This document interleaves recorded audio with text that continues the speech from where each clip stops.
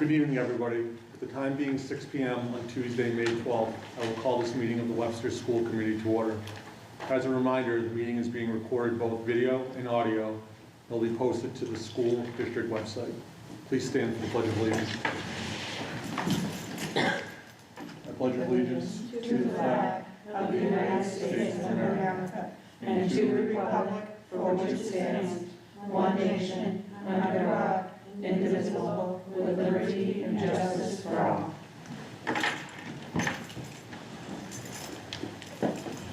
The first item on the agenda this evening will be the reorganization of the committee.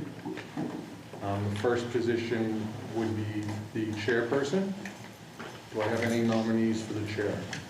Through the chair, I nominate Kelly Siddiqui as chair. I have a motion. Is there a second? A second? A motion and second. Is there any further discussion? Desiree, can you please poll the board? Member Coleros? Yes. Member Ramopoulos? Yes. Member Millet? Yes. Member Scaricchia? Yes. Thank you. The second position would be the vice chairperson. Do I have a nomination? I nominate member Adamopoulos. I have a motion and a second. Is there any further discussion? Hearing no discussion, Desiree, would you poll the committee? Member Coleros? Yes. Member Ramopoulos? Yes. Member Millet? Yes. Member Scaricchia? Yes.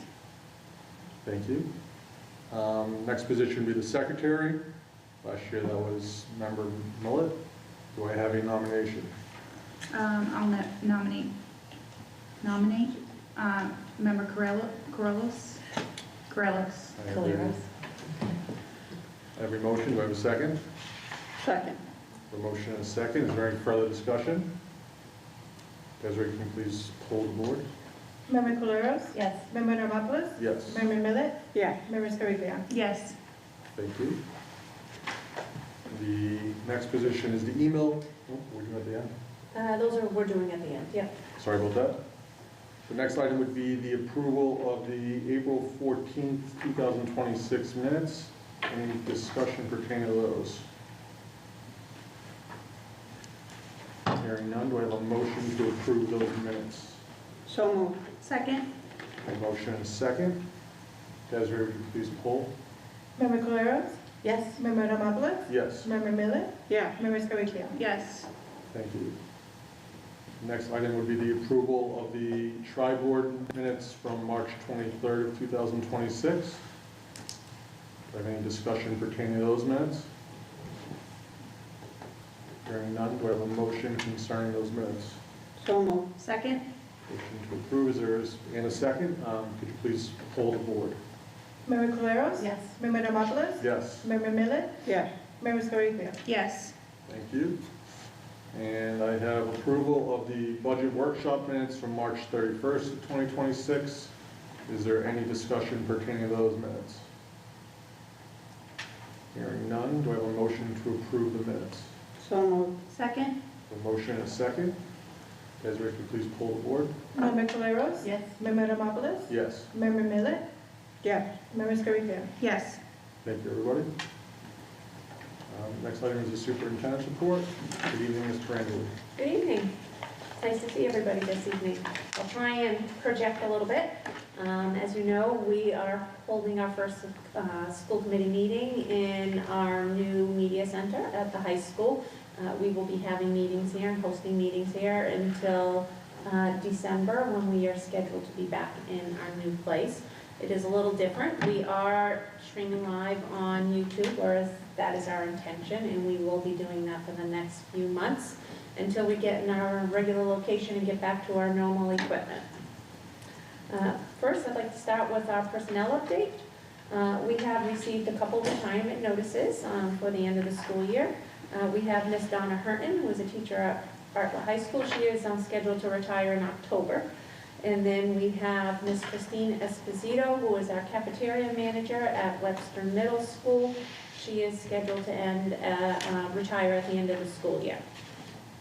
So we wish them the very best. We have a couple of new hires. We have Miss Yvonne Torres, who is a full-year administrative assistant at Park Ave.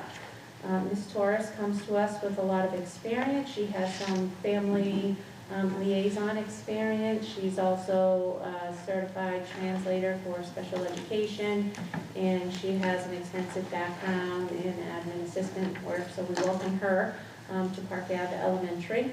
I would also like to welcome Mussolini D'Souza. Did I say that right? Mussolini? D'Souza, oh, yes. Huh? D'Souza. D'Souza? She's an ABA at Webster Middle School, and we welcome them to the team and look forward to many years to come with them. We have received a few recent resignations. We have Yesenia Marquez, an ABA at Park Ave, Tabitha Chauvin, who's also an ABA at Park Ave, and Gloria Rodriguez, an ABA at Park Ave. Currently, we have no transfers at this time. As you can see, we still have many vacancies for ABAs and instructional assistants that throughout the school year we've been struggling to fill these positions. We continue to look. Hopefully, the end of the year and the summer coming, we'll give the pool out there a refresh, and we'll be able to fill these positions for the start of the school year. Are there any questions on personnel? Through the chair. Yes. The special ed teacher, is that a resignation or is that like a new position added? It wasn't on the April notes. It wasn't? Oh, that was Miss O'Brien's position. Miss Kelly O'Brien. She was a Right. special ed teacher who just recently passed. Understood. Yep. So, I'm sorry, I skipped right over that one. Continuing on in the management and operations, the first, I just wanted to give you a policy update as we head in. As you notice, I did not bring any new policies to you this time. I will be reviewing them hopefully before the next 2 meetings are up. I know we have some busy meetings coming up. We have strategic plan we want to present. We're also going to present our school improvement plans by the end of the school year. And also try and get some of our handbooks in. So I'm going to work hard to get some policies in, but I might be taking a little break, but it's not going to be extended too long. But as you know, we've spent some time focusing and updating on our policies this year. We have set up a new structure online for our policies. They're searchable, they're easy to look, they're by section. It's a much better system. To date, we've reviewed 76 policies. We've deleted 9. We've updated or added 46, and I have 23 that I've reviewed that are in the process, that need to be updated, that we'll be bringing forward. So we've made some pretty good progress this year. We'll continue that work. Overall, we have approximately 333 policies. That's give or take, because some of them can, as we continue to go through, be deleted, or there's new ones out that we might not have that'll need to be added. So, you know, even though we've done a lot of work, we still have 150 plus policies to review, look at, bring forward something. But we put a dent in it, and we'll continue that work, and I'm pretty excited about how much has been accomplished, and I feel good about reviewing these policies as we move forward. There's probably going to be a point where I may have to get committees together or small groups together to discuss certain policies. You know, right now we're doing the ones that are pretty standard, straightforward, or easy, don't need a ton of collaboration. They're working in small departments to get that I can ask questions. But when we get to some of the bigger policies, then I might have to have maybe a school committee representative or somebody to come in to review these policies as we go through. But I will give plenty of notice and as we go through, and I'll try and chunk them like we have been by sections. Are there any questions about policies? No. Okay. Continuing on under management and operations, on Thursday of last week, Ms. Contos, Ms. Pugliafico, and I attended a tabletop exercise which was held at the Webster Fire Department. In attendance at that meeting were all local fire department officials, Webster EMS officials, police department, NEMA, Harrington Hospital officials, the town administrator. We ran through a scenario for Park Avenue. The goal was to give our systems a test, talk about what we think should happen or what we have planned to happen. And then the goal is to review those and talk about them to say, is that the best scenario? Are we missing things? should we be addressing an area? Are there things that we need to improve on? We looked at our strengths, weaknesses, opportunities, and threats. When it's all said and done, NEMA is going to put together a report and summarize its findings for our departments. This was driven by our new fire chief, Mr. Jeff Sad. So I'd like to thank him for organizing this event. It hasn't been done in many years. And I think it was a truly great exercise. We learned a lot that day, just talking through certain scenarios. You know, what if this were to happen on this side of the building? What would we think about? Where would we go? Little things like we do practice our fire drills, we do practice evacuation, but what if there's an incident where, you know, we have students at recess and at lunch? Where do they go? What happens? You know, what if we have to reunify someplace? What do we do there? How are we going to take care of things like that? What's our communication going to look like? So it was a great experience, a great drill. It was very valuable, and we've talked about potentially, you know, bringing that back and doing smaller drills by school to see what that would look like on a PD day or something. They would be willing to come in and help coordinate to go through that. So again, I wanted to thank Jeff Sad. It was wonderful working with our community partners. We all got something out of it, I believe. Yeah. Everybody valued that experience. So I don't know if there's anything. Yeah, I would just add that, you know, it gave you things to think about. You know, are we clear on roles and responsibilities in those situations? You know, who takes point in what location? How are we communicating with each other? What kinds of things do we have to think about? I'll give you for example. We have walkies across a lot of the buildings, but in that case, you know, should we have a spare set of walkies in the case of an emergency if we have to mobilize people from other schools to come and help out? So just things that, as we talk through scenarios, things that we thought that would be helpful to better understand and flush out, particularly around roles and responsibilities and who's doing what, and how are we making those decisions? How do we communicate? A lot of what-if scenarios and a lot of reliance also on judgment in the moment. You know, as much as you can plan all of this out and have good sort of operating procedures that you would follow, everything's a game day decision in terms of what's going on and what are the circumstances. So I think, if anything, it gave us a lot of food for thought and a lot of things we want to reflect on and really work with our overall team, because this exercise was a much broader exercise of multiple organizations, right?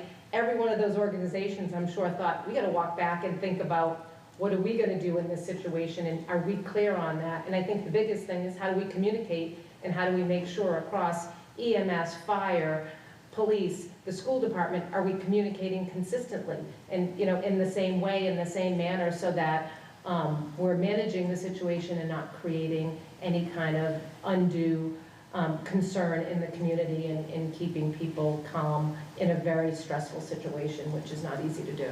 Mm-hmm. So. And it was also great when Mr. Sad approached me, when Chief Sad approached and said, you know, what do you think, what school would you be interested in doing? I immediately thought of Park Ave. It's our biggest school with our littlest kids. We have 760 students there. We have multiple locations around. We have an upper level, we have a lower level. There are a lot of areas that we need to consider. And you're in proximity to another school. There's a private school right up the road.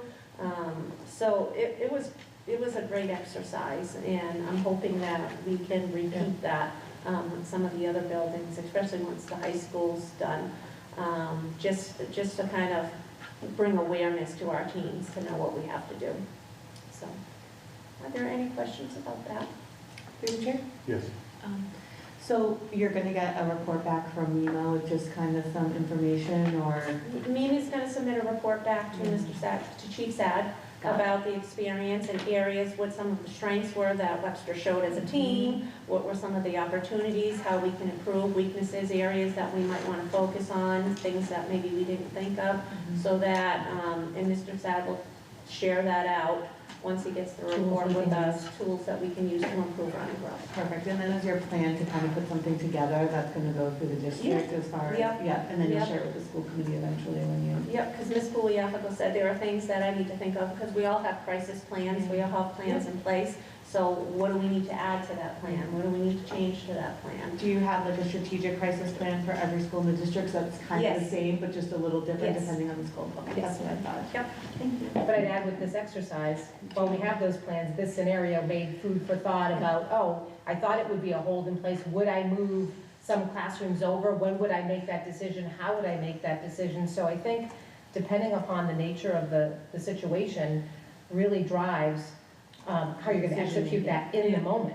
You know, you have a lot of like laid out plans, but I think that was the big thing for all of us was like, that just changed my thought process. And we were doing a lot of huddling during the exercise. I think a good example was at one time it was thought that the lake would be a good reunification location, but what we discovered in this particular exercise is that's the location that EMS would use to line up ambulances if they needed them, right? Maybe a helicopter to come in, and so you wouldn't want to cross that group in there. Another reunification site for us has always been down at St. Joe's, but in the particular scenario we had, we wouldn't be walking out the back based on what we were simulating. So, you know, we started talking about what other locations in town could we use, what would we need for facilities, lots of things to think about, so. Through the chair. Yes. Where our teachers have input into this plan, because they would know how some of their students may react in an emergency. So as far as the creation of the plan, no, but when we start to evacuate or no, they know their situations, they know their students and where to go. So we have, during the structure of an evacuation or an emergency, there are set protocols that need to happen, right, in different places that we need to go. But once we get to the school level, they know, like we have evacuation routes, we have chairs, we practice who needs what, we know what to do when we lock down.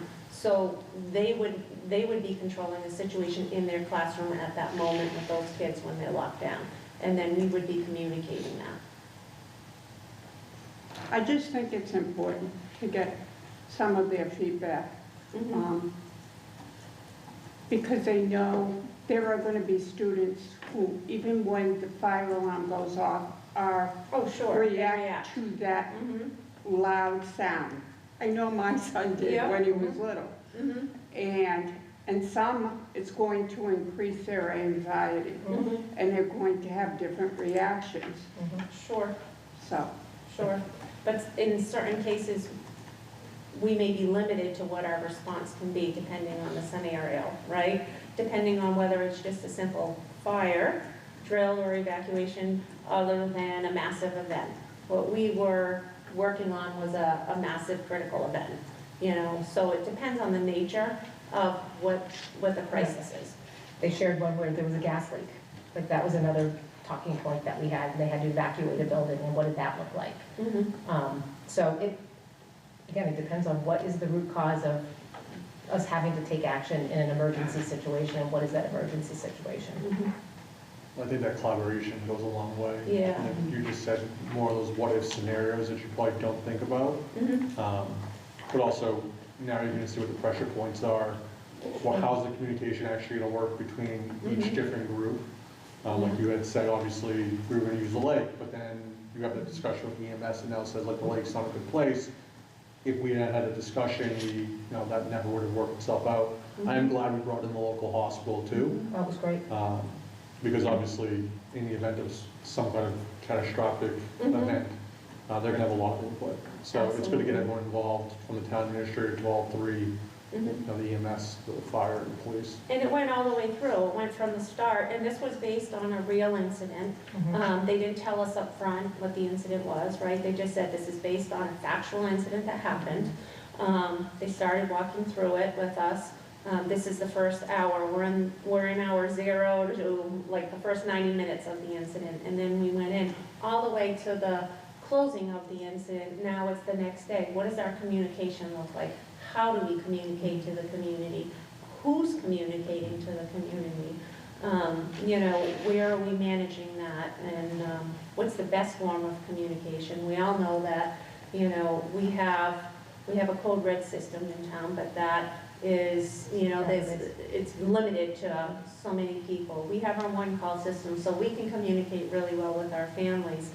But everybody was in agreement, the majority of communication, people get information through social media, you know, so what are we posting? How are we working on messages together? So we're sending one clear, concise message. We're not getting different pieces of information from different bodies throughout the town. So it was just, it was good. It gave us a lot to think about, and certainly how we can do things better, and, you know, what we can do internally with our own groups to improve on that. Was the dispatch? Yes, they were They were also there. involved too? Yep, Okay. yep, yep. Yeah, they Well, covered as every group. someone who lived through an incident with no plan, Mhm. and it was a gas leak at the old Sikowski School. The town was working on the road, and our principal was not in the building that day, Mhm. and we all went down to May Street, and then it started to rain. Mhm. Thank goodness Jeff Coe let us all go into Yep. their factory because there was no plan. And we talked about that. We talked about, what if it's raining? Where do we go? Can we get them access? How quickly can we turn around a bus company to get them, Yep. you know, there? And like I said, we can have, you know, and more than one person needs to know your plan, right? We need to know this as a team. We need to work through that. And just because, you know, I'm the leader here, I might not be the best person for a certain role within that plane, depending on what they have access to, looking up information and getting. So where do we go? Sometimes the first person on the scene, or the first person who's kind of taking charge, might be great for the role at that time, might not need somebody else to be in, you know, to let things go. So I think it was a great experience. I enjoyed it, you know. I hope we never have to have an incident I like agree. that, you know. But it did highlight with our emergency services in town through police, fire, EMS, dispatch, that all of the small events that happen, you know, much smaller events that happen in town, how well this team works together and is coordinated. And you got that strong sense during this exercise, right? That they were very quick on response and thinking of things, and having been through, you know, much smaller scale, but they had them, you know, and I think that was a highlight. And actually, I would say that NEMA agreed. They could tell that it was a very cohesive overall group working together. Yeah. So, I will say there's a lot of trust between our community partners, a lot of trust, and that goes a long way when you're talking about incident. Nobody's feeling like they have to be the person in charge. It's a collaborative effort, it's a team effort. We're here to support one another, so. It's good to have a plan and not need to use it. Exactly, exactly. You can never be too prepared, right? So, thank you, Chief Sad, for that. Okay, moving on, town meeting update. As you know, last night we had our first town meeting here at the high school. We had a decent crowd of people show up for the town meeting. I want to thank everybody who came out to support. I am happy to say that the budget passed. So we are very excited about that moving into the new year.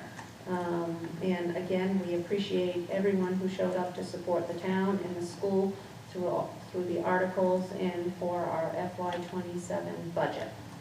I don't know if anybody wants to, if you have any comments about I town would meeting? Just echo what you said, obviously, thank the community as a whole for coming out and supporting the budget.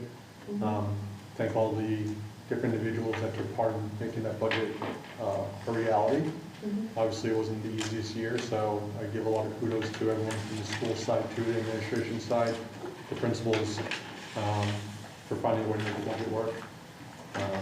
And I don't think you're gonna get much time off before we have to start thinking about next year's budget, so one's passed, but we'll look forward to hopefully getting something in place for next fiscal year too. Absolutely. I'll be here in the blink of an eye. Okay. There's no Any questions? other comments? I'll move on to other updates. On Thursday, May 7th, I was pleased to attend the Super Team event, which was held at Point Breeze in Webster. I have to say, this is one of my favorite nights of the year. I enjoy the students so much.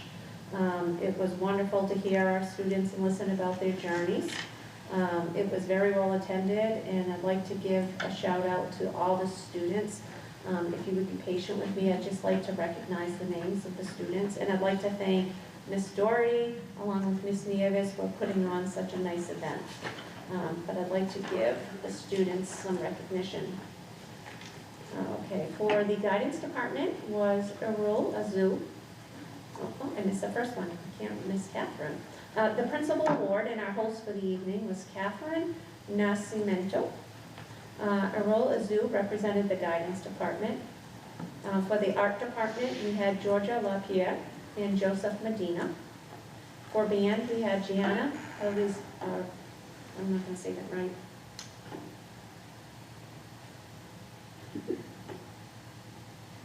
Desiree? I want to pronounce it correctly. Ilaraza. I want to give them right. Louis Chekva as chorus.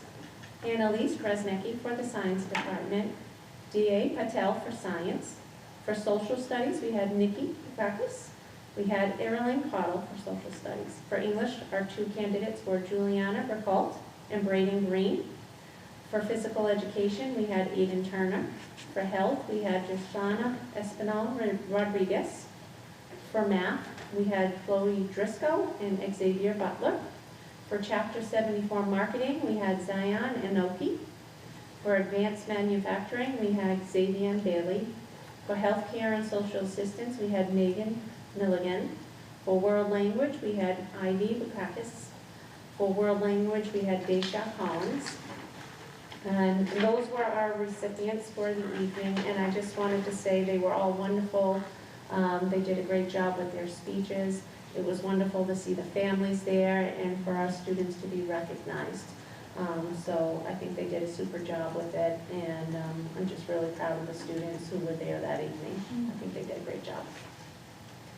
Any comments on Super Team? Through the chair. Yes. Just thank Ms. Nieves for just really creating lots of special moments for the high school seniors to really celebrate them. I think it's just really nice, all the events she puts on, and just to offer thanks for doing all that for the seniors here. And this Super Team is not just for seniors. It could be anybody in the high school. Yes, that's true. But you're right, Yeah. they do a lot for the seniors to make their year memorable. Yeah. So, and all these events are coming up, so Mhm. they're gonna be busy for the next month. Moving on Memorial Day, I just wanted to give the committee a heads up. The Bartlett High School National Honor Society will be walking in the Memorial Day Parade this year, so we can be on the lookout for them. And then moving on Professional Day, Friday was a half a day for students, and we had a professional day for staff. In your packets are a copy of the grids, which you can peruse at your own to see what was going on in the district. In addition to Friday's PD, the full DLT, along with counselors from all buildings, are participating in a mediation training. There was a request from different schools that, mediation is something that we could work on as a team and get better. It's a skill that we could all use and improve on. So Dr. McKay, through a grant, had procured some mediation training for the entire group. We have 3 sessions. We had our first session, which was 2.5 hours on April 30th. There'll be another session coming up at our full DLT on Thursday, May 28th, and then we have a full day training on June 24th. So I look forward to that training. And then on Wednesday, April 29th, we also welcome the Gladys E. Kelly Public Library to our new facility here. The library sponsored an author, R. Kwong, to come in and give a talk and then have a book signing session after. She gave a great speech. It was wonderful to sit and listen. It was about writer's block and AI. There was a good turnout from the library. I think they had about 150 people here, and they were very excited. The space was perfect for their event. So we look forward to offering more events and partnering with the library. I think they definitely are interested in coming back and using the space again, and they were thrilled with the night. So thank you to the library for that. In other news, I am working with Mapfre Insurance, Ms. Linda Johnson. to hold Mass Teen Road Safety Summit in the fall of next year. Ms. Johnson had reached out to me and pitched this event, and I thought it was a fantastic idea for our students. I reached out to our Worcester County Superintendent Association, Miss Amy McKinstry, who is the president, and asked if she was interested in putting this out to our Central Mass superintendents. Matt Frey was looking to host something locally for the Central Mass superintendents. They're looking for about 100, 150 students. So we're going to bring it to them. The goal is to end up with student ambassadors who will come back and share road safety with their student peers here in the district. Every school, we're looking to 2 to 5 students who will be able to go. They're looking at hosting it in Polar Park. There'll be a full day of events. Of course, you know, it always starts with a nice breakfast and a solid lunch, but in between there'll be some speakers. They have Mothers Against Drunk Driving who will share an experience and give a speech there. They're going to have some games for the kids that revolve around safety, some Jeopardy games, and do a lot of little things with the kids for that day to teach them about road safety, and then hopefully they will come back and represent that and share that with their peers here at school. So we're thinking it's going to target mostly sophomores and juniors because they'll be the ones who will become drivers next year. So that should be going out. We're going to be sharing that out in a couple weeks. I think we have our meeting next week. Ms. McKinstry will be sharing it out with the superintendents. They're working on a registration process, and so we'll be looking to do that. So I'm excited, and I thank Linda Johnson for reaching out. They're always looking to partner with our schools, and we are very fortunate to have such a partnership. And I also know the Worcester County Superintendents Association is very excited about this opportunity. So I think it'll be a great day. Are there any questions about that? Just would like to thank Matt Frey for taking the time to work with not just us, but obviously now most of the towns in the local area. It's a very important topic, and you know, with cell phones and everything like that, one split second can make a big difference to someone's health. So it'd be a great topic for our students to bring back and talk with their peers about, because it is very dangerous if you're not having proper safety in place. Absolutely, absolutely. Okay, moving on, Park Art Show. I'd like to thank Miss Calvin Diascana for the amazing work she put in for our students at Park Ave. I was able to go to their art show and walk through all the great art they had on display. They had it riddled down the hallways, up and downstairs. They had clay that students made things out of, along with paintings and things like that, and they did a wonderful job. So I know it's a lot of work for her to go and do all of that and prepare that for the year, but it was wonderful, and it was great to see all the families that attended to walk through and see the art. And it was also paired with their book fair, which is incredible. They fill up that library with people buying books, families visiting, looking, kids walking out of there, so it was a great day, great event. So thank you for organizing that and putting that together. And then if there's no other questions, I'm going to turn it over to our Director of Student Support Services, Ms. Sherry here, who's here to give an update as to the ongoings of our special education department. Thank you, Superintendent. Good evening, school committee members. I wanted to go over a couple of things tonight. The special education update in terms of numbers. There's some thank yous that I would also like to make and share with you, and some planning ideas for next year. So we know that our special education numbers tend to hover around 500. At the mid-year last school year, we were at 534. The mid-year this year, we're at 510. We're currently at 529 students. Some of the composition where we're seeing some changes in the student population is last year, 133 students with autism, and to date, we're at 154, so that's a 16% increase. We have seen a doubling of numbers in the neurological category from 14 to 27. And health is also seeing an increase between from 62 to 75. Health typically is ADHD when we think of health. So just as Superintendent Perangeli said earlier, we have a shortage of IAs and ABAs, and this particular population change is contributing to that factor, that need. When you have students that have autism, neurological, and ADHD, you're going to see an increase of behavior support needs, communication and sensory support, as well as specialized instruction related services as well. But we often talk about these numbers, but we don't share out some other important numbers that I want to mention tonight, and that's how many students have 504 plans in the district. So I could break it down to you. There is approximately 150 students that have 504 plans in our district, and it's almost evenly distributed amongst the 3 buildings. There's 42 at Park Avenue, 54 at Webster Middle School, and 43 at Bartlett High School, with a third of the students having health impairment, ADHD, ADD.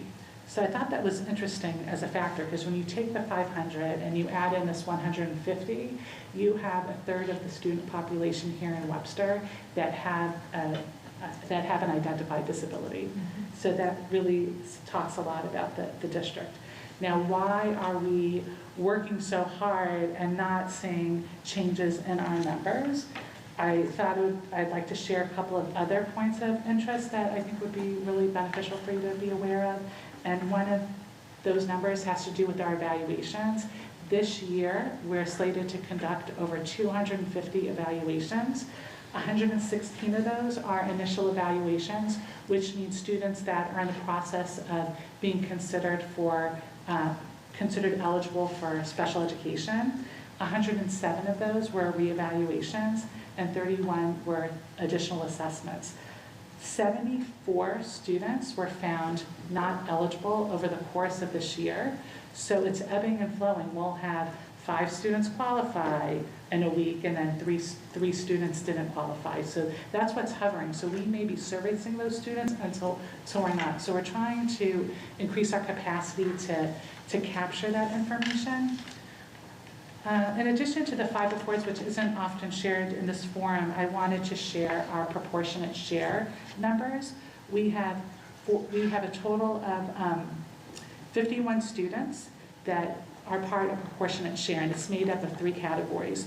Those that are homeschooled that have IEPs in the district, those that go to a private school that are residents of our district and that have IEPs, and those that go to private schools that have IEPs that are non-Webster residents. So we service all 3 of those populations. And currently we have in our district 14 students that are homeschooled that have IEPs, 20 that attend private schools in town that are also in-town residents, and then 17 students that attend a parochial school in our district that are not residents. So we use proportionate share funds to pay for these services. And what's important here is that if a student is a resident here and has an IEP, once those funds run out and they're homeschooled, we're still responsible for their ability to make progress in their IEP, but we're not for non-Webster residents. So we're working with the headmasters at the private schools, and we're saying we are running out of funds and we're going to come up with a plan. And their enrollment numbers have changed, so they're more open to saying, if you have a service plan and you're not a resident, in the future you may not be serviced. So our focus is residents that are in the community. Is there any questions before I move on to the thank yous? Through the chair. Yes. It would just be interesting to see of those, 160 initial evaluations, what were parent requests versus what were, team or your, I would call them IS teams, your instructional support teams, recommended for evaluation. We do capture those numbers. I don't have them with me, Yeah. but in the future I could bring that. Yeah, just to see, how our support systems, identify students that might need additional services or an IEP versus, what's a parent saying. It's predominantly early intervention, because the bulk of our referrals are coming from the children that are not yet 3 years old. So that's about 50%, and then it's primarily parents, and then it does follow like school referrals through the SST process. Okay.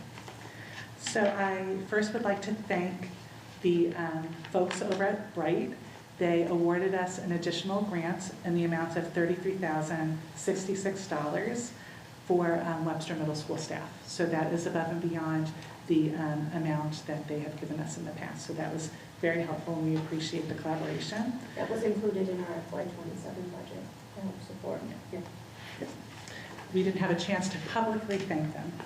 I also want to thank our CPEC co-chairs, Sabrina Pichet and Jennifer Milham. They hosted 10 CPEC meetings this year, and we had anywhere from 1 attendee to 11. So we were really excited about growing our CPAC, and we look forward to next year. I would also like to thank several of our staff members that gave up their time in the evening to volunteer their time in the evening to do presentations for the CPAC. I first want to thank all 4 of our speech and language pathologists, Christine McManus, Tori Hendra, Lisa Cotter, and Nicole Kaczynski. They had the most well-attended CPAC meeting, and it was based on assistive technology devices, and they had hands-on opportunities for parents to play around with the devices and get to know what their purpose is and how they could be used. So it was a training session, and it was very successful. The parents that were there that participated, everyone left feeling really good. We also left feeling really good when Bridget Hamilton came in and did an OT sensory presentation. The presentation shared different types of OT sensory strategies that are used in the schools and that parents could replicate at home. And then last but not least is our school psychologist came in, Christine Desjardins and Aaliyah Zubi, and they had a presentation about what it's like for the student to experience a cognitive evaluation. And then we were tested in the CPAC environment, and we got to see firsthand what it was like and what type of information a school psychologist would gather from that type of information in the testing. So that was also very well received. Any questions on my thank yous? Through the chair. Yes. I just want to say thank you because 2 years ago, maybe almost 3 years ago, we didn't have a CPAC. So taking that initiative to put it on the district site, I think, it's just so important to have this group for our district, especially considering, our high percentage of students with needs. So I'm hoping, those one-person meetings, consistently will be, 11 attendees, and they feel supported by our district, because can be a daunting experience, especially for a new parent with a student with a disability. So having that community within our community is essential. It is my pleasure, and it's one of my most proudest accomplishments, but I definitely didn't do it alone.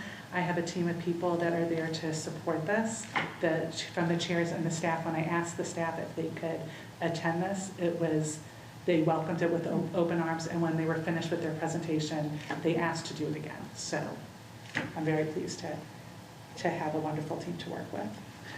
Okay, so some things to look forward to for next year is this summer, we're going to have a summer institute around inclusive practices and new timeout regulations, and that is something that's being funded by a grant that we received. It was a competitive grant, and that's been previously announced. We have also started to receive requests from local colleges for internships, and I really would like to capitalize that and support up-and-coming educators, occupational therapists in our school districts. So that's an exciting thing to look forward to. And then, this is going to be the 3rd time this evening that we've mentioned the shortage of IAs and ABAs, and I wanted to share with you that we're going to move toward creating a programmatic model specifically for a substantially separate program that is sustainable, that meets student needs, that allows for things for students to access like discrete trial training, especially when they're younger, and that it allows for balancing education, but also in the inclusion environment. So that's something that's more to come to look forward to. We're going to be doing an analysis compared to what service delivery grids look like in comparison to what a programmatic model looks like to make sure that it's sustainable over time. So that's one of the biggest take-homes that we're going to be working on this summer. And that's the end of my update. Are there any questions? To the chair. Yes. What building are you thinking for that, or are you still like analyzing the student need in each? So originally, I was thinking of Park Avenue because that's where the biggest need is, that's where the biggest need for support staff are, our largest numbers. But it starts to dwindle down as expected. It's less and less at middle school, and then it's even less at the high school. So if we're gonna do this, I think we should just go for the gusto and get this done. It's really important, and I just think that you don't want to prolong this. If you're going to do it programmatically, we're talking many programs over at the elementary school and the separate programs that are specifically targeting ABA. So I just want to be our programs that are known for autism. There's one program at the middle school, and then there's a shared program because there isn't high numbers at the high school. So we're talking 2 more classrooms. So at that point, we might as well just address all of them at once. Any other questions or comments? Thank you. Thank you. Any other questions or comments for Mrs. Brangeli? Thank you, Mrs. Brangeli. The next item on the agenda is the business manager's report. Good evening, Mrs. Collins. Good evening, everyone. We're going to start with the renovation project and give you an update. Of course, your first update is being in the section of the building that has been completed with phase 2. We're very excited to be at this major milestone of the project, which represents a little over 80% complete. So we are over the hill and on our way down towards completion. So this transition from phase 2 to phase 3 did get completed over spring break. I had previously mentioned we were moving 61 people, and 61 people means 61 offices, it could be classrooms, it could be storage areas, everything that goes along with 61 people. So it was a significant move. Big shout out to our IT department. They had to, they were in the Saturday before April break to get all of the equipment broken down and into tubs and ready to move because we were responsible for all the IT equipment. And then after day 1 of the move, which was on Monday, Patriots Day, they needed to get started, and one of their first tasks was transforming the modular classrooms with 1 or 2 ports in there into office space. So we did have to purchase switches. They had to run all kind of cabling across the classrooms to get that set up, and that was no easy task to get completed while people were also trying to get settled in their rooms. So they worked very hard, not only in getting the district office set up, but also getting all of the desktops set up as well across the space. This move, we obviously were supported by a moving company, but it really involved everyone. Our custodians, our IT staff, our central office staff, administrators, and other staff members, you know, and staff jumped in and stepped in various ways and at different levels. Some were deeply involved in the heavy moving, cleaning, configuring, arranging, and everyone showed so much flexibility during that week while we were doing it, and all contributions throughout the week were really appreciated, because without everyone stepping up and playing a role in this move, I'm not sure we would have gotten through the end of the week. The building was in much better shape for us to move in this time than it was for phase 1. But this move in and of itself was far more physically demanding and exhausting. We measured the week in steps, and each day were very high steps, and it was exhausting, and we did it though, and we're really happy to be at this phase. So I hope everyone's enjoying the new building. I think what we are seeing is that from a building operations standpoint, having 2 sections connected and only having 6 classrooms out in the modulars is certainly much better for staff, much better for students. It's far more cohesive in the modular classrooms. Now there's a whole team of administrators out there to support the teachers whenever there's any noise in the hallway or people lining up in the bathrooms. So I think the students are really adjusting to the fact that there are people everywhere now. So all in all, really successful move. So. Yeah. And I just want to give Ms. Contos a huge shout out. I don't think people say when you have an OPM or you have an architect, there is a lot of logistical planning that was done behind the scenes that was driven and coordinated by Ms. Contos, taking the lead on it. And despite the size of this move and the physical labor, it went extremely well this time. And that in large part was due to her efforts.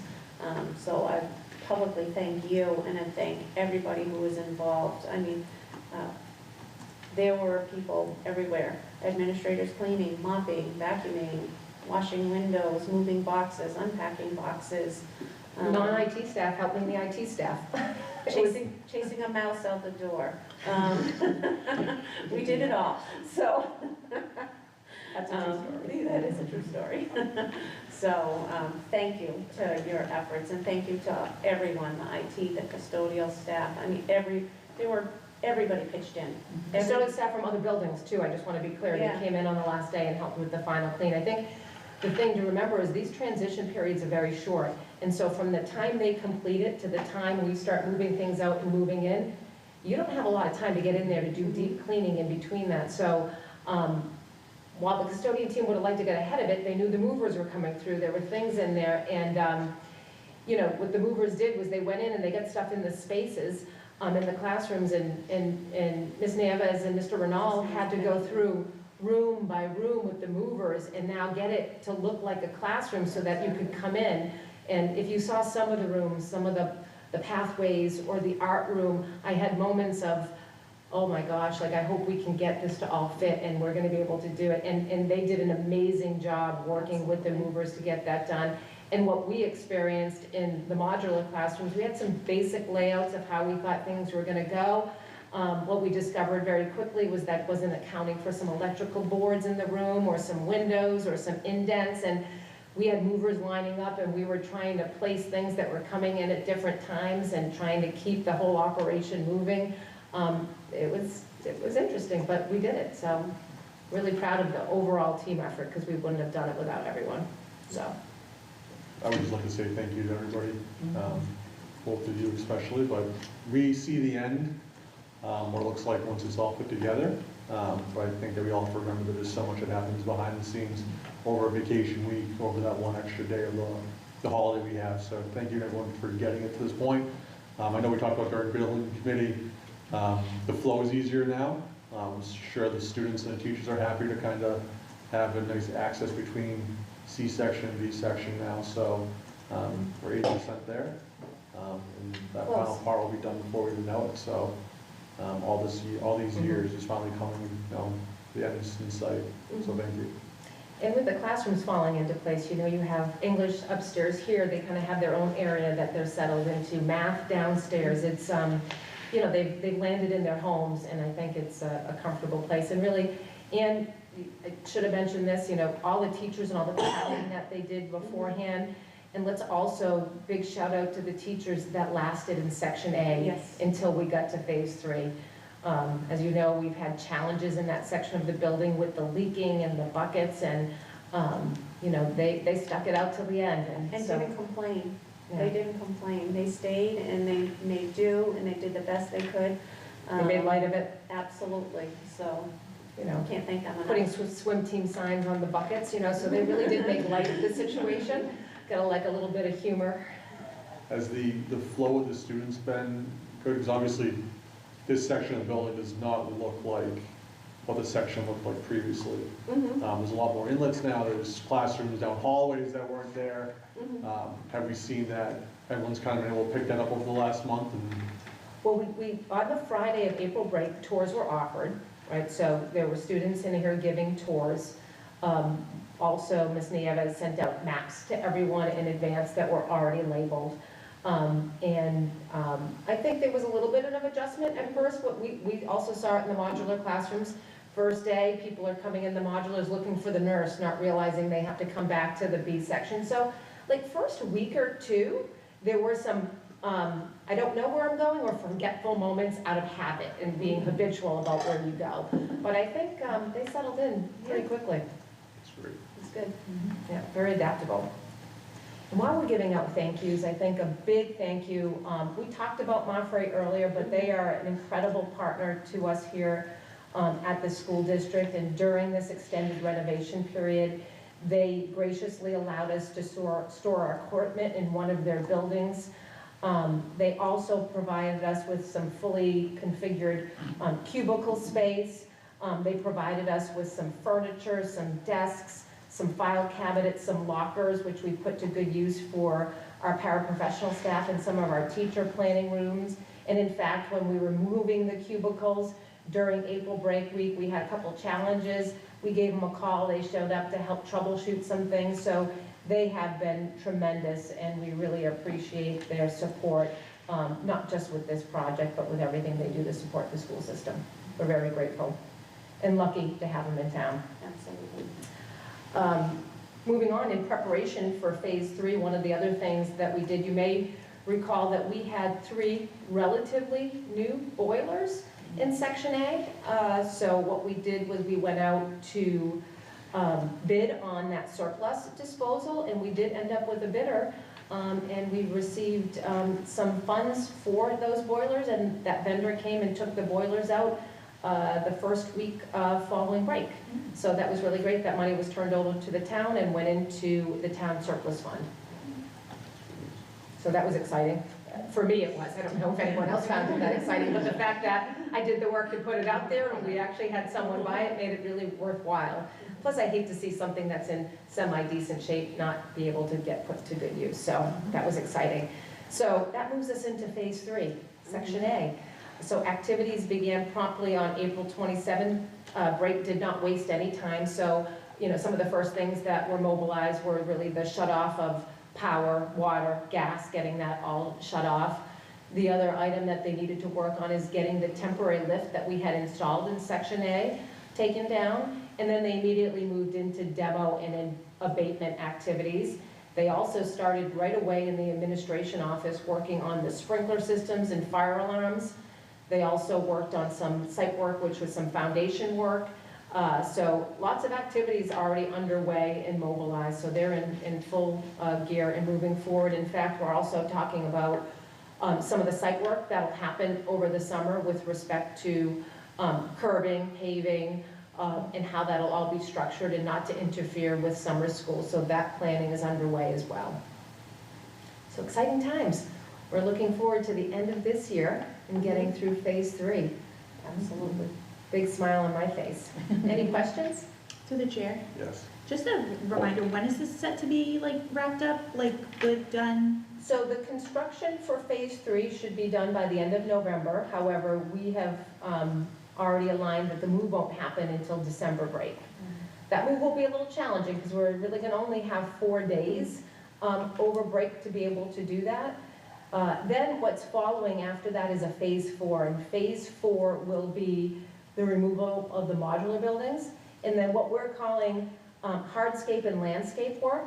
So continued work on the landscaping as well as the parking lot that'll go out front where the modular classrooms are, and then the playground for the preschool will get done in phase 4, and that's all scheduled to be done in June of 2027. So we'll have one more full school year of renovation activities. However, from a pure building standpoint, will be done by the end of this year. So January 1, this building should be full with Fully students. occupied. Yeah. Knock on wood. Knock on wood. Any other questions? Okay, I'm going to move into other updates.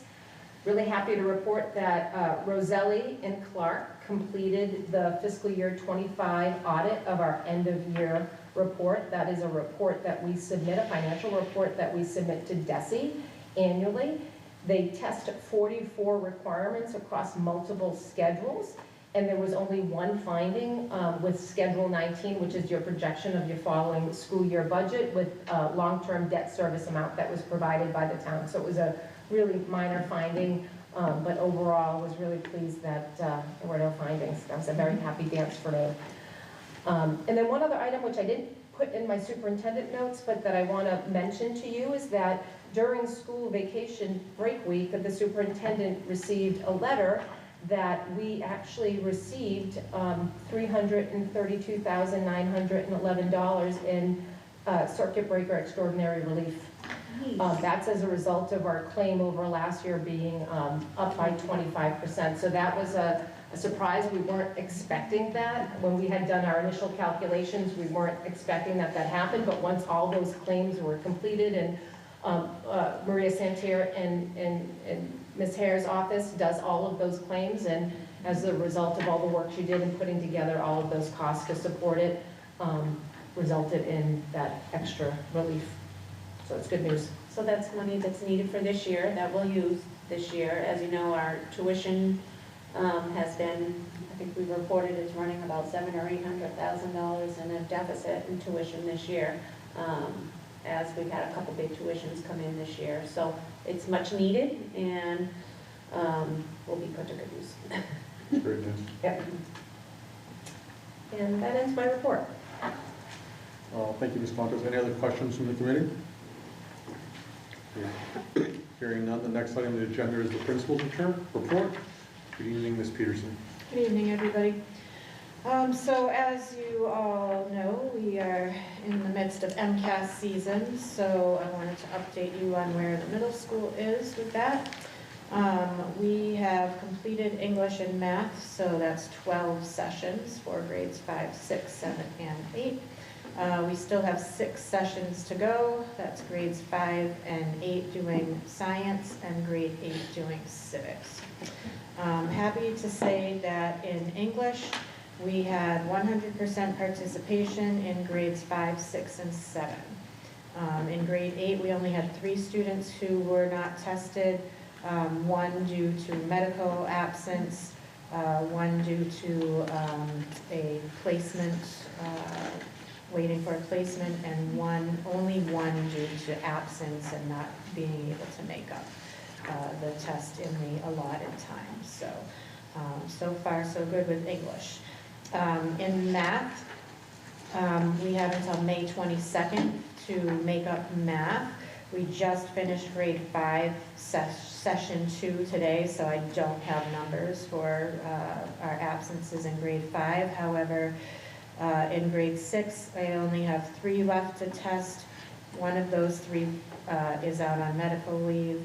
In grade 7, I only have 1 left, and it's a student who literally just transferred in yesterday, who will now be on our records. Thank you very much. And in grade 8, we have 7 students left to test. 4 of those are currently out on medical leave. So we are in good shape. The tricky part comes when science is done, because the deadline for science makeups is also May 22nd. So we have a very short turnover for science makeups. Any questions about MCAS and where we are with that? I just want to say thank you. I know it's a lot of coordination to do this, and I know you spend a lot of time going through this and setting up spaces for the kids to test uninterrupted.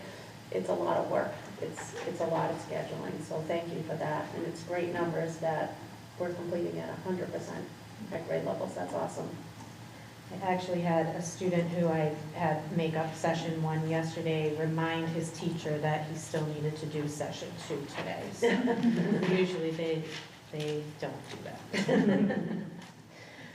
And so the second part of my report tonight is the report from the AIR visit. If you remember, back in January, we had the site visit from the MSV, which is not DESE, but they report to DESE. And so I had reported back in February or March when we got the first report back. The first report was just the classroom observations. This 60-page report is the results combining the classroom observations, the surveys, faculty survey, and all of the focus groups. So I will consult with Ms. Perangeli on what parts we want to share, being that it is 60 pages. I don't know what your purview is and how we want to do that. So, but I will do a quick overview of the findings. Again, nothing that we're not aware of. The good news is that the report aligns with what we already know, what our district and building walkthroughs know. But the good thing about this report is it does give us focus questions to think about in how to change some of the things. So there were 4 key findings.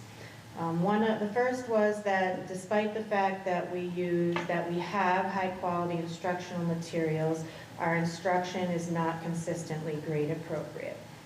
Aligns with what we see. There is inconsistency in high expectations for all students. Also what we have observed.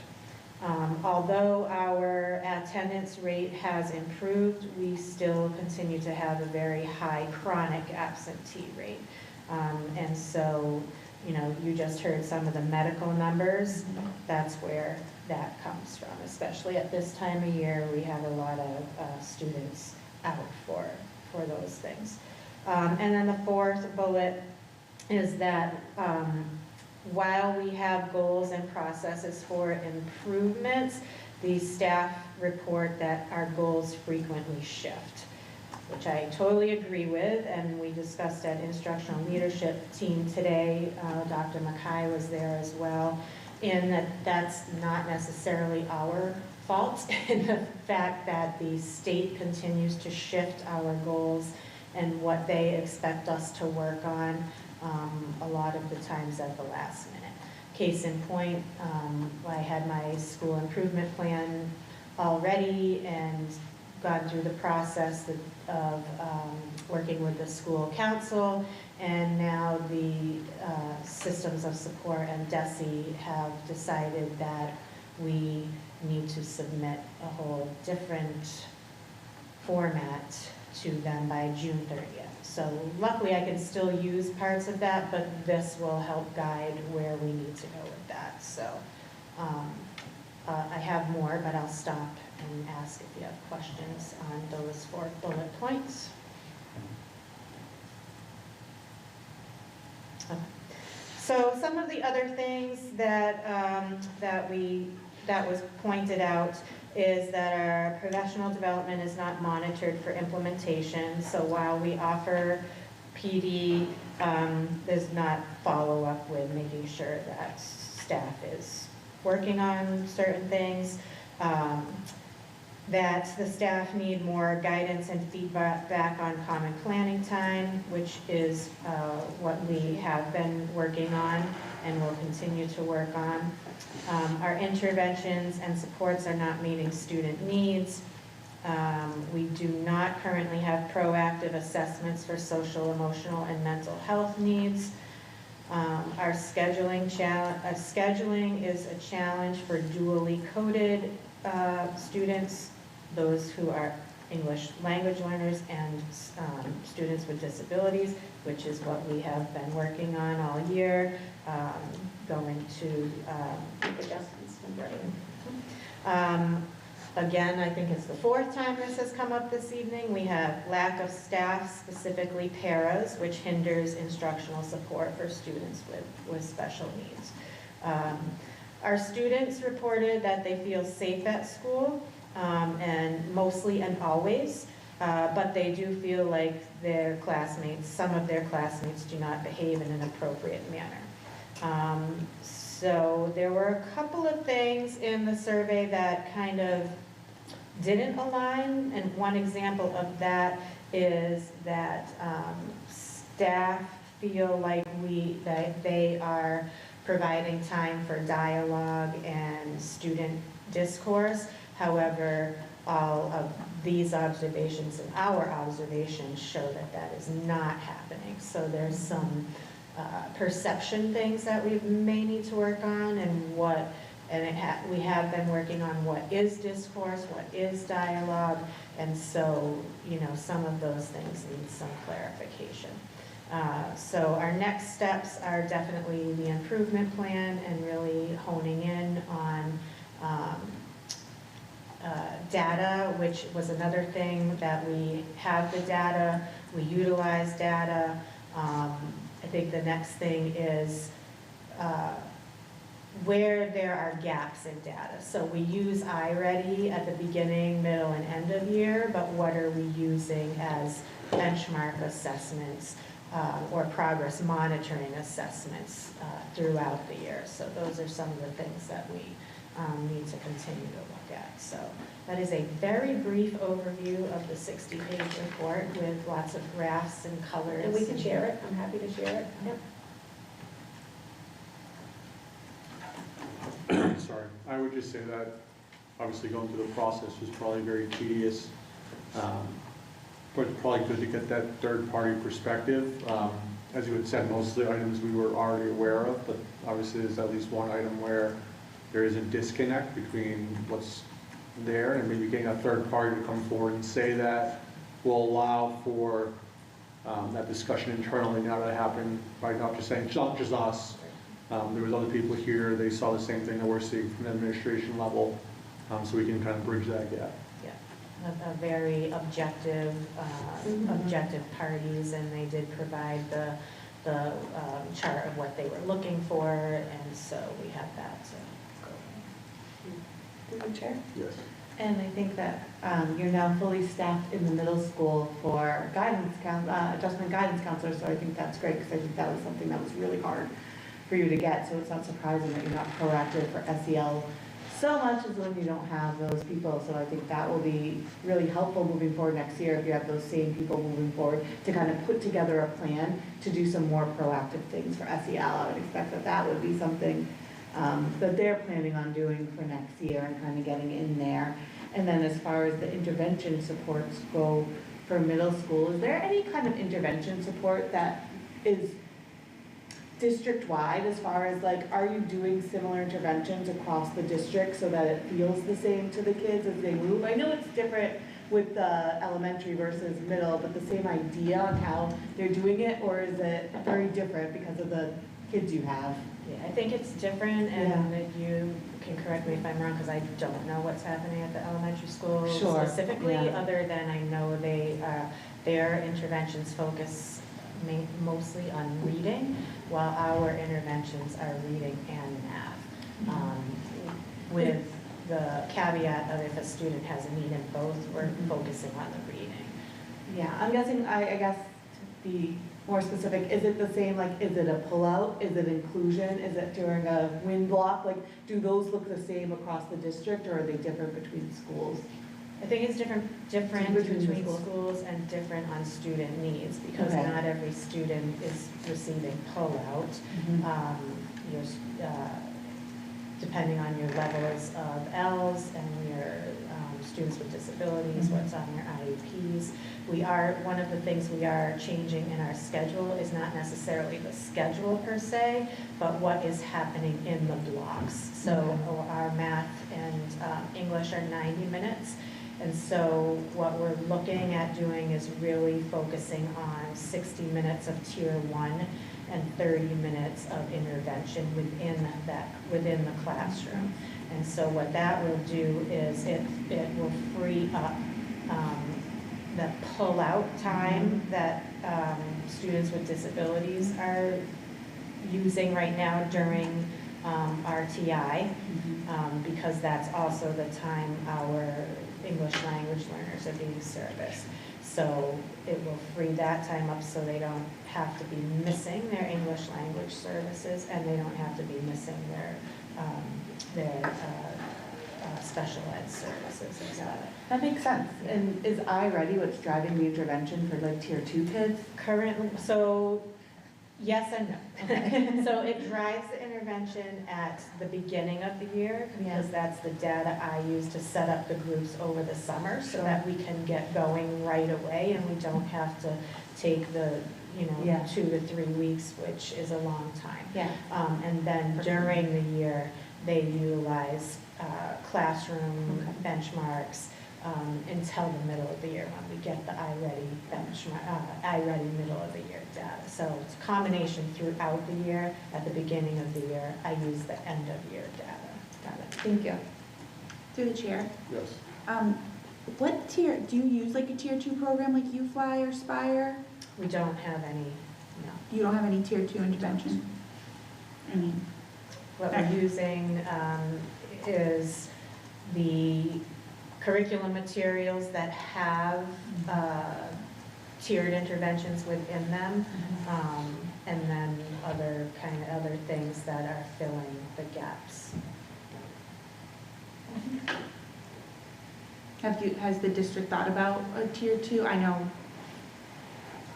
financing and budget. Yeah, we've been looking at making our curriculum HQIM and getting that, because like Ms. Peterson said, a lot of our curriculum has built-in items that we can utilize, so we haven't looked at that yet. Yeah, just for those like targeted kids who are, because there's tiered interventions and stuff with the curriculum, but something more targeted like for those identified tier 2, because ideally like that's the tier 1, the gen ed curriculum, right?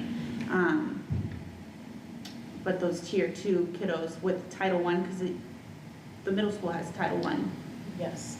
right? So Title has I something that they services can utilize utilize, 10%, not everybody. right? Something they can utilize as that program, what they can be trained in for additional. And it's been challenging for our Title I, which is why we were looking at potentially making adjustments, because, you know, we're pulling our staff because we can't Right. find, you know, when we have teachers out on long-term or something, we're looking for a certified teacher. If we can't find a sub, we're pulling our Title I interventionists and they're being put in a classroom, so then we're not meeting those needs and servicing those kids. So that's been a struggle also across the district and all buildings, not just middle school, but it's across the district. We're seeing that. But as Ms. Peterson said, the report really didn't surprise us. It's everything that we're seeing and we're talking about and we're working on. We've spent the year participating in scheduling. We're working on many of the items already. I think some of our frustration is that it feels slow at times. It feels like it's not fast enough. You know, we know what the problem is. We know, we can see what the problem is. But turning it around and getting that buy-in and being able to address it, so it just feels sometimes like we're in slow motion while we're working on that. Yeah, and I just want to reflect that scheduling at a middle school with the amount of ESL, special ed, and blocks, it's no easy feat. And even if you have a great idea, really hard to fit it in or to execute. So I think that we can acknowledge the fact that really slows everything down always, is trying to get, and the scheduling can be extremely challenging. Yeah.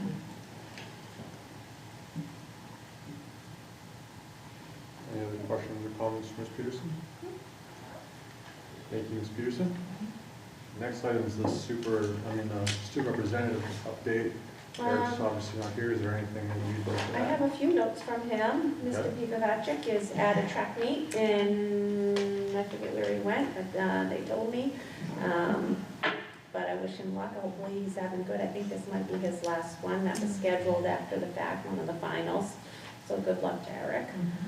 He did share some notes with me. So his positives are summer's coming. So that's a good positive. He'll be on summer break soon. And that senior exam's coming up, so that's home stretch for them. So they're excited. Some of the challenges is that, I don't know, I can see this one, the last minute schoolwork for seniors, making sure they get all, but he put hot temperatures. And I don't know that we've had any hot temperatures so far this spring, so I'm not sure where he got that one. The HVAC system. So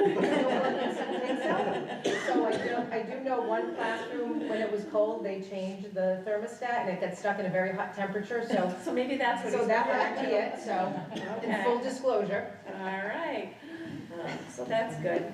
The high school is in the middle of AP testing, so that will be done by Friday of this week, by the end of the week. May is such a busy testing month across the district for everybody, so kudos to the principals and everybody for all of their scheduling and work around that. Student engagement, events and opportunities. Award-winning author Jerry Kraft visited the freshmen and sophomores on April 29th. They enjoyed that. And then on April 30th, the Drama Club presented And Now for Something New in the auditorium. They did an amazing job with that, so I was excited to see the students in the auditorium there. The student showcase was in the gym on May 1st.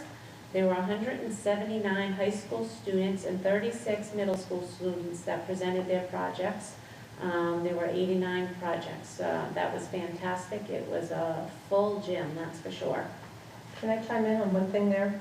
We're giving shout outs tonight. I want to thank the Greek Church on Lake Parkway for all of the events that we've been having here, and we've been constrained for parking. They've allowed us to use their lot, and we've been shuttling people back and forth, so another great partnership there with Father Luke. Absolutely. This past Friday, students from each of the pathways at the middle school and the high school attended the PLTW Spring Showcase in Boston. So we were excited to have our students represent us there.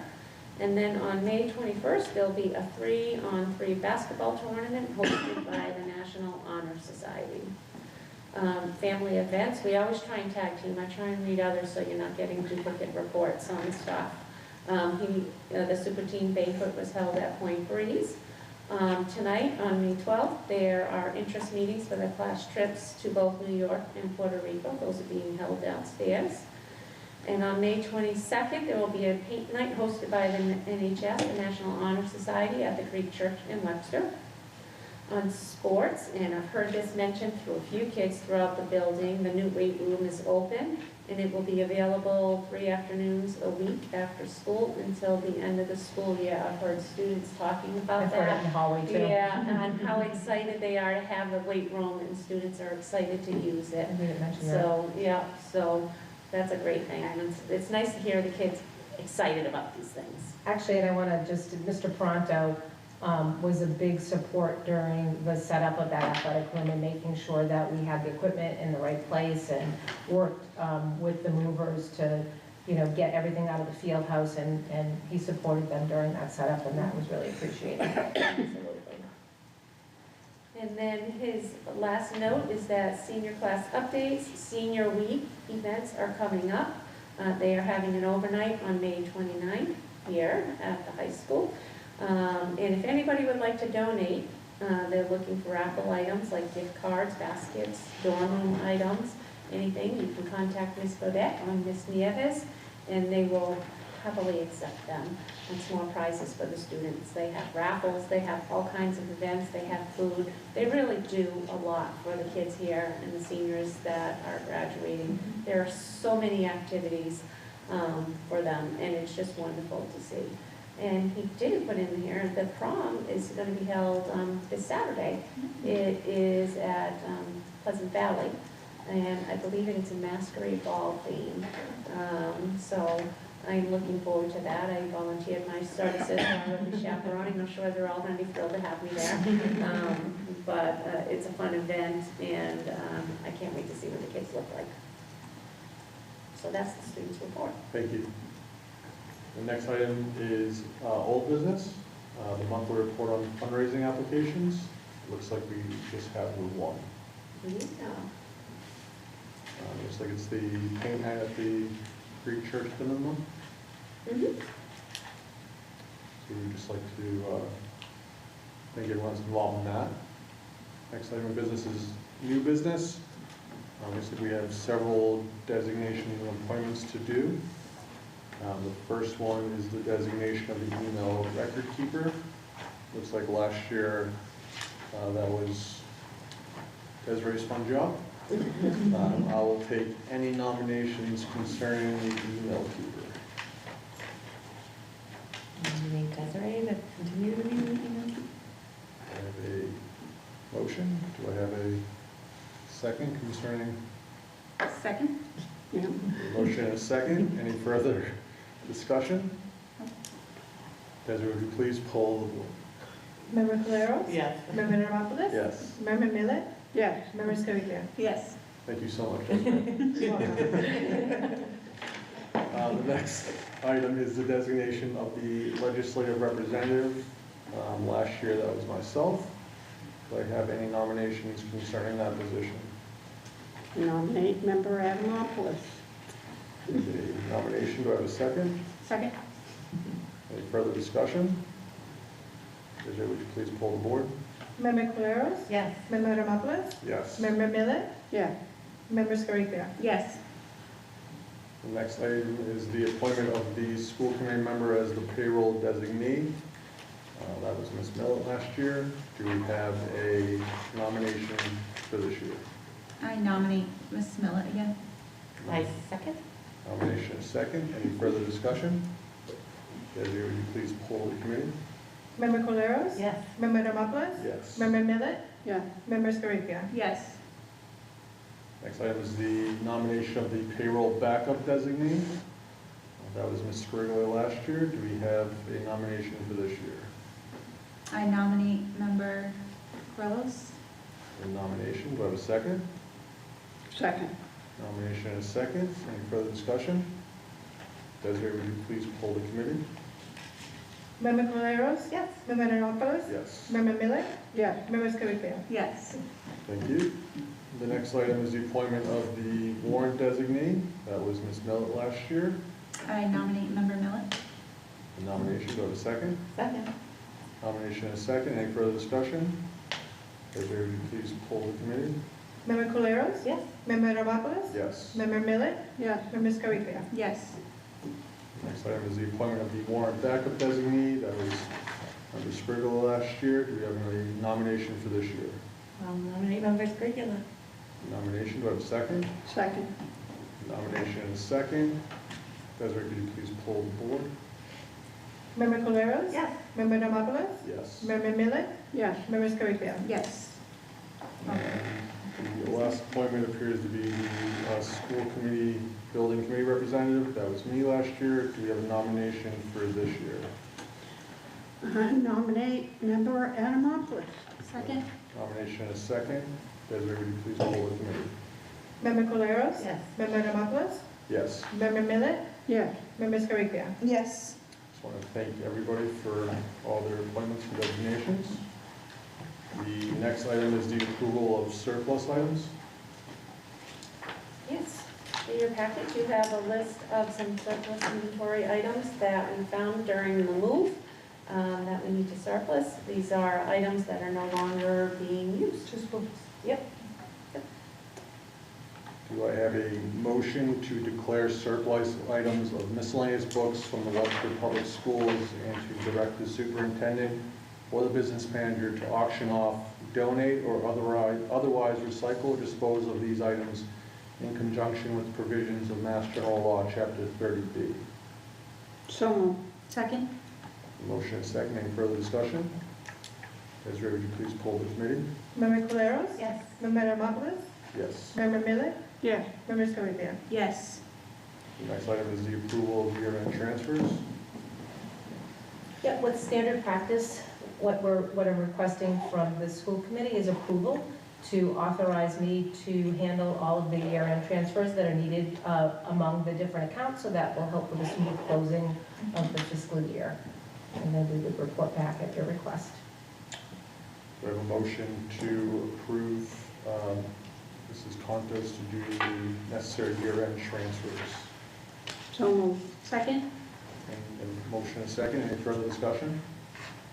Hearing none. Desiree, would you please poll the committee? Member Coleros? Yes. Member Demopoulos? Yes. Member Millet? Yes. Member Scaricchio? Yes. Thank you. The next item is the superintendent evaluation, evidence of goals. Yep, so in your packet, you have a copy of my goals and the evidence. This is in the same format that I've done in the past. The goals are listed above, and then the evidence is below. I'm not going to go through each category. I'm happy if you want to discuss any of this. If you'd like to come in, just give me a call. We'll set up a meeting. We can talk about it, and we can review any evidence that is there. And I'm happy to answer any questions if anybody has any questions about anything. Does anybody have any questions for Superintendent Brandel? I believe we got the evaluation criteria. We need that for May 20th. The 20th, yes. Yes. So we can all get that together so that Desiree can put together a packet for, I think, our next meeting. Obviously, we'll go through it. Yep. So I thank everyone for the time putting that together.